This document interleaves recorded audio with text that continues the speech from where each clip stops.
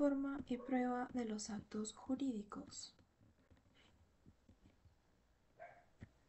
Definición y distinción. Tal como hemos señalado anteriormente, la forma, como elemento esencial del acto jurídico, alude al modo de exteriorización de la voluntad, es la manera como se manifiesta la voluntad del sujeto respecto del objeto, en orden a la consecución del fin jurídico propuesto. Los conceptos de forma y prueba son conceptos diferentes que no pueden confundirse entre sí. Mientras la forma constituye el elemento externo del acto, la prueba se rige como medio no necesariamente instrumental que sirve para demostrar la verdad del hecho. De haberse efectivamente realizado el acto jurídico, puede ser escrita, confesional, testimonial, etc. Además, la forma es contemporánea del acto, mientras que la prueba puede no serlo. En materia de prueba, en los contratos, en el artículo 1019 del Código, dice, por ejemplo, establece que los contratos pueden ser probados por todos los medios aptos para llegar a una razonable convicción según las reglas de la sana crítica racional. Clasificación de los actos según la forma. Desde el punto de vista de la forma, los actos jurídicos se dividen entre actos jurídicos formales o de forma impuesta, legal o convencional. Aquellos que en virtud de la ley o de la voluntad de las partes deben ser otorgados para determinadas solemnidades, y los actos jurídicos no formales o de forma libre, que pueden realizarse bajo cualquiera de las formalidades idóneas para exteriorizar la voluntad. A su vez, los actos jurídicos de forma impuesta se dividen en actos formales de solemnidad absoluta, actos formales de solemnidad relativa y actos formales no solemnes. Los actos formales de solemnidad absoluta son aquellos cuya eficacia depende del estricto cumplimiento de las formalidades legalmente impuestas, de modo que la inobservancia de la forma prescripta acarrea la nulidad del acto, privándolo de todo efecto jurídico. Por ejemplo, el patrimonio, artículo 406, la donación de inmuebles, artículo 1522, y el testamento, artículo 2462. Por otro lado, los actos formales de solemnidad relativa son aquellos en los que la eficacia del acto depende del cumplimiento de una formalidad determinada, cuya inobservancia, si bien priva al acto de sus efectos propios, no impide que produzca otros efectos jurídicos previstos en la ley, como sucede, por ejemplo, con la transmisión de la propiedad de cosas inmuebles. La regla es que los contratos que tienen por objeto la adquisición, modificación o extinción de los derechos reales sobre inmuebles deben ser otorgados por escritura pública. Artículo 1017. Ahora bien, la compraventa se realiza mediante boleto privado de compraventa, artículo 1170. No es que el contrato sea nulo, sino que se generará en el vendedor una obligación de hacer la de otorgar la escritura pública, artículo 1018. Lo mismo acontece con las convenciones matrimoniales, artículo 448, y la constitución de renta vitalicia, artículo 1061.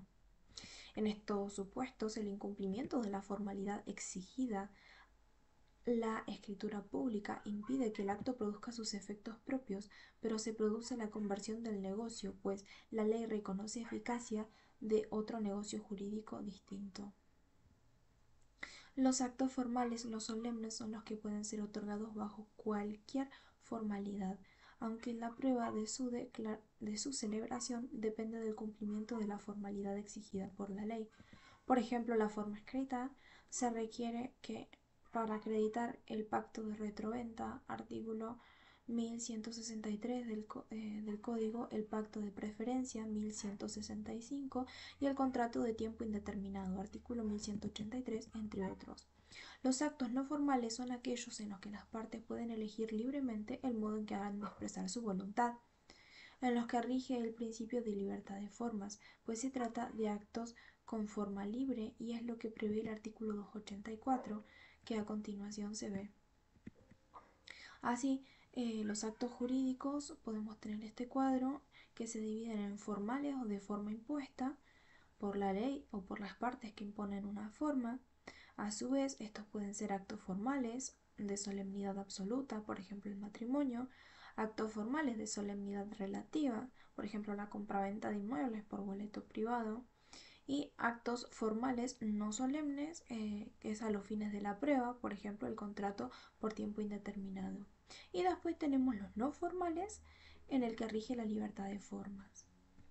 Principio general y excepciones. El principio general es el de la libertad de forma, según el cual los particulares pueden elegir libremente los medios de exteriorización de la voluntad que integra el contenido del negocio.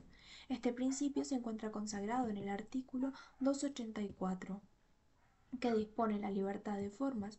Si la ley no designa una forma determinada para la exteriorización de la voluntad, las partes pueden utilizar la que estimen conveniente. Las partes pueden convenir una forma más exigente que la impuesta por la ley. Dicho, en otras palabras, el precepto mencionado consagra que la fuerza jurídica de las convenciones emerge de la voluntad individual, con excepción de aquellos casos especiales, en razón de la seguridad o la finalidad, requieren de una forma impuesta, de tal modo que la regla de la libertad de formas no es absoluta y reconoce excepciones, como son los casos de la forma impuesta, ya sea exigida por la ley o por la voluntad de las partes. Por su parte, el artículo 285 del Código prevé forma impuesta. El acto que no se otorga en la forma exigida por la ley no queda concluido como tal mientras no haya otorgado el instrumento previsto, pero vale como acto en el que las partes se han obligado a cumplir con la expresada formalidad, excepto que ella se exija bajo sanción de nulidad. Así, el acto que no sigue la forma impuesta no queda concluida mientras no se haya otorgado el instrumento previsto. Ahora bien, el hecho de haberse otorgado el acto sin forma no le quita validez, sino que lo considera como un acto que las partes se han obligado a cumplir con la expresada formalidad instrumental. En algún momento y tiempo, como es en el caso que hemos señalado de la transmisión de dominio de un inmueble por boleto privado de compraventa. Ahora, para el supuesto en el que la forma sea exigida como condición del nacimiento del acto, ésta no podrá ser suplida ni ser sometida a una obligación posterior, y ese acto carecerá de efectos por una causa imputable al momento de su nacimiento, que es lo que se conoce como acto formal de solemnidad absoluta. Expresión escrita, modalidades. Según el artículo 286, expresión escrita puede tener lugar por los instrumentos públicos o por los instrumentos particulares, firmados o no firmados, excepto en los casos en que determinada instrumentación sea impuesta. Puede hacerse constar en cualquier soporte siempre que su contenido sea representado con texto inteligible, aunque su lectura exija medios técnicos. De tal modo, la expresión escrita puede tener lugar por los instrumentos públicos o por instrumentos particulares firmados o no firmados. La excepción está dada cuando determinada instrumentación se impuesta, ya sea legalmente o por voluntad de las partes. El soporte del instrumento, es decir, el material sobre el cual se asienta o del que está constituido, puede ser papel, discos, correos electrónicos, etc., siempre que en un texto inteligible, a pesar de que para su lectura pueda ser necesario varios medios técnicos en materia de firma digital, por ejemplo, la lectura tanto de la clave pública como de la clave privada. Instrumentos públicos. Definición, enumeración legal. El Código Civil y Comercial no define los instrumentos públicos, sino que enumera sus distintos supuestos. Los instrumentos públicos son los documentos revestidos de las formalidades legales, otorgados por un oficial o funcionario público a quien la ley le inviste de la potestad de autorizarlos y de dar fe de su autenticidad y de la verdad de sus constancias. Estos son expeditos con la finalidad de acreditar la existencia de un hecho o acto jurídico o de manifestar el ejercicio de un poder del Estado. La característica propia y excluyente del instrumento público que la distingue del instrumento privado es su fuerza convictiva, denominada fe pública. Esta es la cualidad según la cual el instrumento público otorgado con las formalidades legales se tiene por auténtico y hace plena fe de sus constancias sin necesidad de verificación alguna. En cuanto a la enumeración del artículo 289 del Código, realiza una enunciación de cuáles son instrumentos públicos. Así señala: enunciación: son instrumentos públicos las escrituras públicas y sus copias o testimonios, los instrumentos que extienden los escribanos o los funcionarios públicos con los requisitos que establecen las leyes, los títulos emitidos por el Estado Nacional, Provincial o Ciudad Autónoma de Buenos Aires conforme a las leyes que autorizan su emisión. En el primer inciso se refiere a la escritura pública, que es la especie más importante de los instrumentos públicos, fundamento del tráfico jurídico privado en su faz protectora de la seguridad jurídica preventiva. Son instrumentos públicos las escrituras originarias hechas en el protocolo o en el libro de registros y las copias autorizadas que de ellas se hagan en la forma que prescribe la ley. El segundo inciso comprende todos aquellos actos otorgados o pasados ante escribano que no son escrituras públicas, como las actas notariales no protocolizadas, certificaciones de firmas, etc. También abarca los documentos públicos u oficiales provenientes de los poderes del Estado, regidos por el derecho público, como los decretos, los reglamentos, las actas labradas por inspectores fiscales en ejercicio de sus funciones y las resoluciones judiciales, entre otros. El último inciso contempla las letras adaptadas por el gobierno, como las letras de tesorería, los billetes o cualquier título de crédito emitido por el Tesoro Público Nacional o Provincial, etc. Requisitos de validez, subjetivos y objetivos. En relación con los requisitos de validez, artículo 209 dispone: requisitos de instrumento público son requisitos de validez del instrumento público, la actuación del oficial público en los límites de sus atribuciones y de su competencia territorial, excepto que el lugar sea generalmente tenido como comprendido en ella. Las firmas del oficial público, de las partes y, en su caso, de sus representantes, si alguno de ellos no firma por sí mismo o a ruego. El instrumento carece de validez para todos. Así tenemos un requisito subjetivo que hace a la actuación del oficial público y uno objetivo en orden a las firmas. En relación con el primero, debemos decir que el Estado ejerce su soberanía a través de las personas físicas, sus agentes, que son depositarios de la fe pública. Funcionario público debe ser apto e idóneo para otorgar instrumentos públicos, y esa aptitud proviene de la investidura que corresponde con su cargo.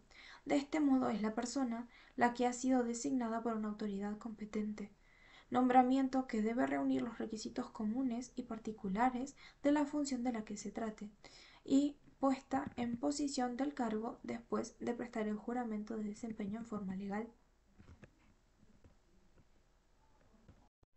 La capacidad del funcionario público para otorgar instrumentos válidos cesa desde la notificación fehaciente de cesación de sus funciones, por lo que los actos autorizados con anterioridad a dicha notificación son válidos, pero los posteriores son nulos. Artículo 292. Además, el instrumento público, para ser válido, debe ser otorgado por un oficial público en razón de la materia y del territorio. La competencia es la facultad conferida por la ley para obrar en los límites de sus atribuciones respecto del acto, competencia material, y dentro del territorio asignado para el desempeño de su función, competencia territorial. Asimismo, el oficial público debe encontrarse efectivamente en sus funciones. Artículo 292. En relación con el segundo inciso, este refiere a la firma. Así, para los requisitos de validez del instrumento se exige la firma del oficial y de las partes, y, si correspondiera, la firma de ruego. Cuando el otorgante no sabe o no puede firmar, que únicamente es válida en un instrumento público que reúne los requisitos legales. En conclusión, para que el instrumento sea válido es necesario que el funcionario sea apto y competente, y que esté firmado por los otorgantes y por los autorizantes del acto.